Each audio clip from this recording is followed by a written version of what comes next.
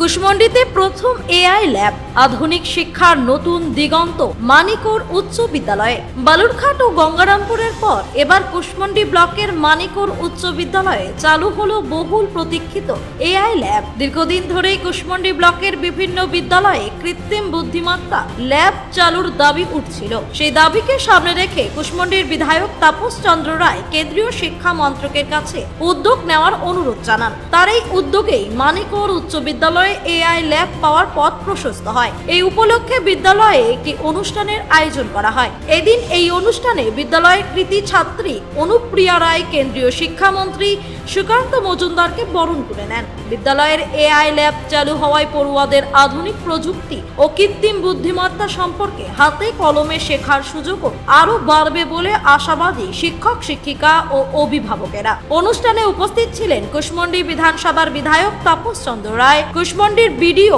অঞ্জন ঘোষাল, কুশমন্ডির অবর বিদ্যালয় পরিদর্শক সাইম রেজা, বিশ্বরঞ্জন সরকার সহ বিদ্যালয়ের শিক্ষক শিক্ষিকা ও বিশিষ্ট ব্যক্তিরা। স্থানীয়দের দাবি, কুশমন্ডিতে এআই ল্যাব চালু হওয়ায় শিক্ষা ক্ষেত্রে নতুন সম্ভাবনার দরজা খুলল।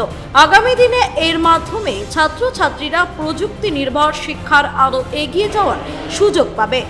এবং আজকে এই স্কুলে কি উদ্বোধন করলে? মানিকর হাই স্কুলে আমরা বেশ 1-2 বছর আগে সিএসআর ফান্ড থেকে আমরা প্রায় 22 লক্ষ টাকা দিয়েছিলাম এখানে একটি এআই ল্যাব তৈরি করার জন্য, এবং এটি একটি প্রান্তিক স্কুল, গ্রামীণ অঞ্চলের স্কুল, যাতে এই অঞ্চলের মাধ্যমে, এই স্কুলের মাধ্যমে এই এলাকার আরও যে অন্যান্য স্কুল আছে, আমি চাই যে এটা একটা হাব হিসেবে তৈরি হোক এবং এটাকে কেন্দ্র করে অন্যান্য স্কুল থেকেও ছাত্রছাত্রীরা এসে এআই সম্পর্কে প্রাথমিক ধারণা, এআইটা কী সেই বিষয়ে প্রাথমিক ধারণা তারা যেন লাভ করতে পারে।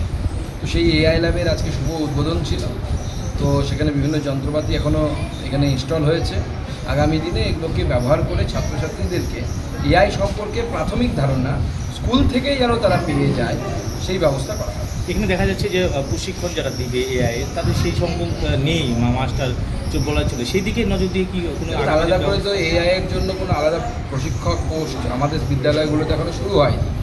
আমরা সেই জন্য এখানে যারা ফিজিক্সের মাস্টারমশাই আছেন বা কম্পিউটার শেখানোর জন্য যদি কোনো মাস্টারমশাই থাকে বা দিদিমণি থাকে, তাহলে তাদেরকে ট্রেনিংয়ের মাধ্যমে আমরা এখানে তাকে এই এআই ল্যাবের ক্ষেত্রে ব্যবহার করা যেতে পারে।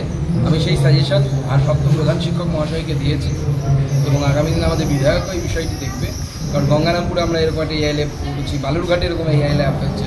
তো সেখানে গিয়ে একবার যদি হাতে কলমে তারা প্রশিক্ষণ নিয়ে আসে 7-8 দিনের জন্য, তাহলে পরে আমার মনে হয় সেটা যথেষ্ট হবে। কুশমন্ডি থেকে দিলদার আলীর রিপোর্ট, কুলিক নিউজ।